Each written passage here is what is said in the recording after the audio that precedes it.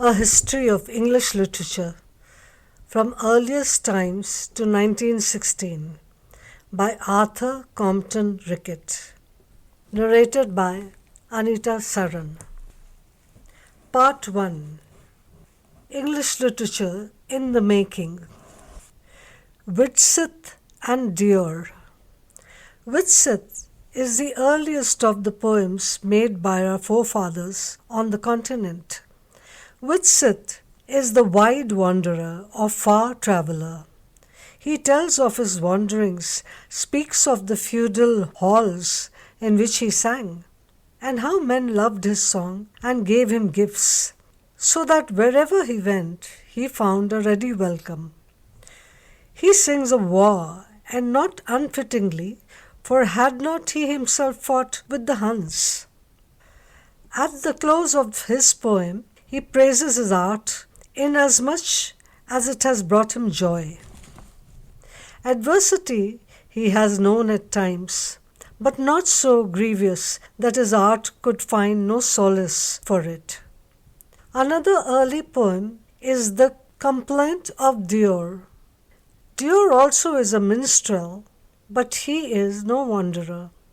He belongs to the household of his chief and is happy in his position until he finds himself supplanted by a rival.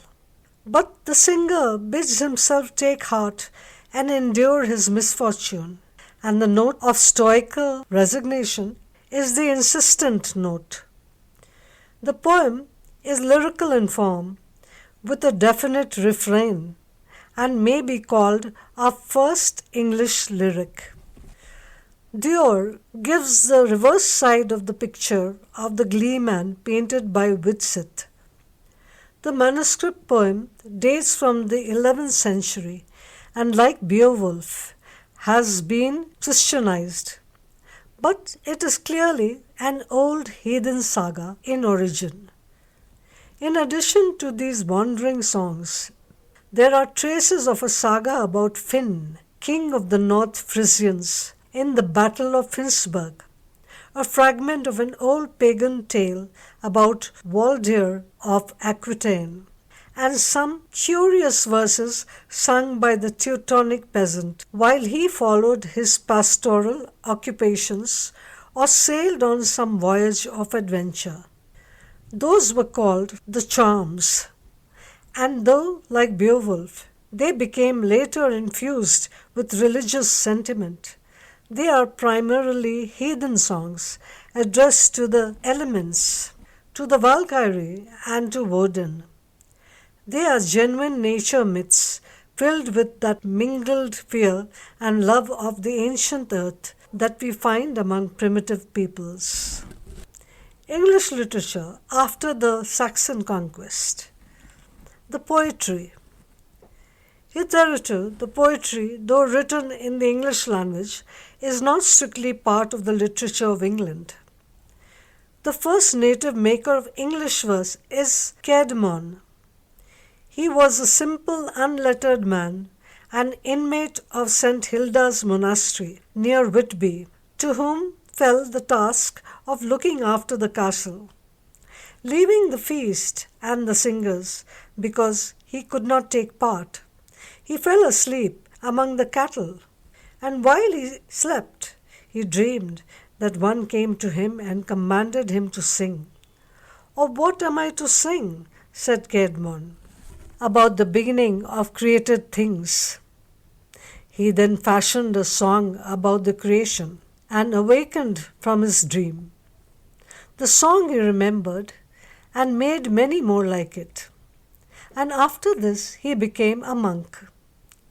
The Bible was read to him because he could not read, and he would turn those passages that appealed especially to him into verse. These stories in verse, Caedmon's paraphrase, were written about 670 and became very famous. Thus did the old paganism merge into the Christian sentiment of the time. Of these poems, only a fragment has survived, quoted by Bede and carried from monastery to monastery. But the influence of Caedmon upon his successors was great. So we may say of Caedmon that he founded a new school of religious poetry, and it is probable that his verse served as a model for many subsequent writers. Cynewulf is in the line of succession from Caedmon. It is not improbable that he was the author of the Christ, possibly also of the Judith and the Dream of the Rood. He was a Northumbrian who lived at the close of the 8th century.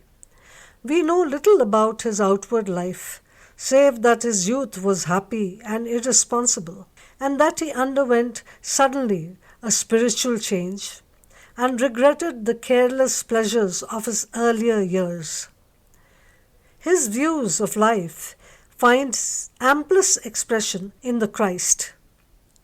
The threefold coming of Christ is dealt with, and the last picture is that of the final judgment. He gives a glowing picture of the Christian who has fought the good fight.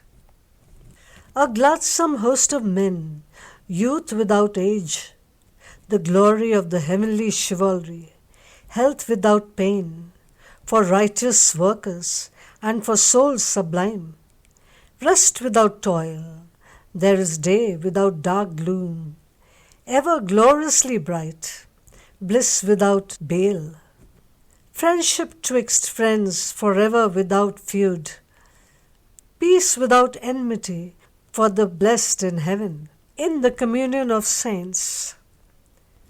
Cynewulf's Riddles. Riddle 1. My robes rest silent when I roam the earth, still when I stay at home or stir the waves. Anon my pinions poise me up above the high air o'er the homes of warriors, far o'er the folk the cloud force floateth me. Mightily whir my wings, make melody, sing wondrously when I, a wanderer, touch neither world nor wave.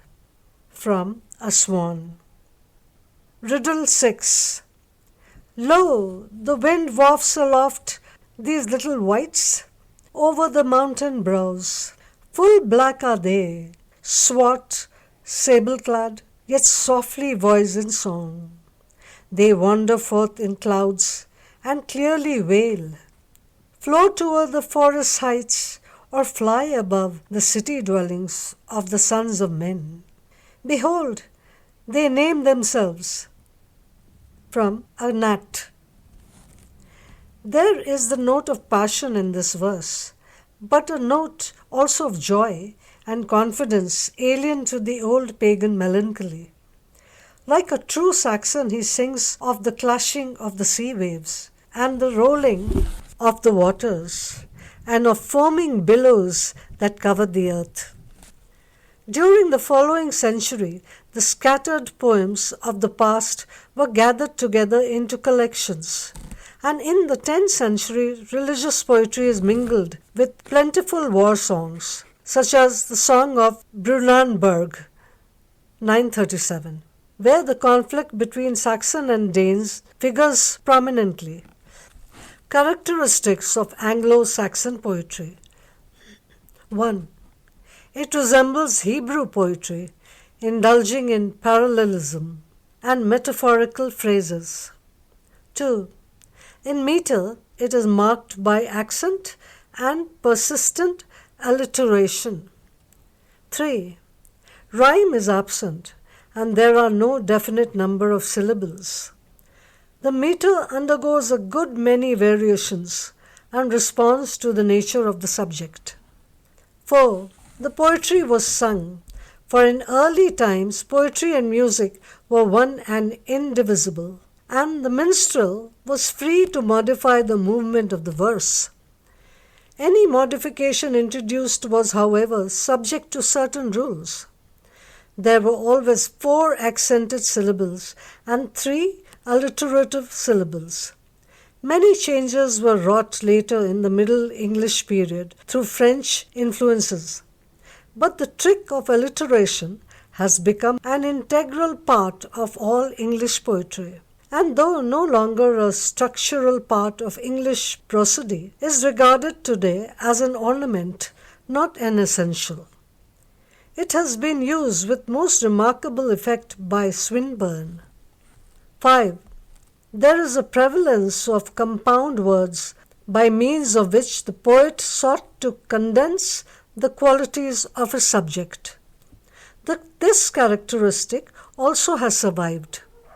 For instance, when Rossetti speaks of horse-tongued fire or Keats of leaden-eyed despair, they are using a poetical method derived from our earliest verse. 6. The style of this poetry is, on the whole, diffuse, though when the writer is greatly moved, it becomes more simple and direct. And while there is force and vigour, and often the austere splendour of the Icelandic saga about the work, there are no graces or subtleties, and the lyric note is extremely rare. The form of poetry chiefly favoured by these elder writers is the epic. It suited both their manner and matter, and lent itself to the treatment of heroic deeds. William Morris's translation of the Scandinavian sagas will give the modern reader a fair idea of the trend and character of this early poetry. The prose. The prose, unlike the verse, was not used as an emotional stimulant. It was for the most part educational. What Christianity did to inspire the maker of verse has been seen. It was responsible also for the creation of the monk scholar, an individual who did much to shape the literature of this formative period. The first Englishman to become famous as a scholar and teacher was Aldhelm. He did for the South what at a later period Bede did for the North. After a while he was made abbot of Malmesbury, then bishop of Sherborne. He died in 709, after many achievements both in prose and verse. As was the custom of the time, he did much of his work in Latin, but his English verse was esteemed highly by no less an authority than Alfred himself. He was interested more in music and architecture, and a church at Bradford-on-Avon remains as a memorial of his work, while of his skill as a musician and of his power to touch the hearts of the common people, tradition is eloquent. His is the one name of significance in the history of Wessex until the time of Alfred, 200 years later. On the whole, the North was far more noted for intellectual thought and vigour. There's a footnote. By parallelism is meant the repetition of the same statement or idea in different ways. By alliteration, the repetition of the same letter at the beginning or in the body of different words in close juxtaposition to one another.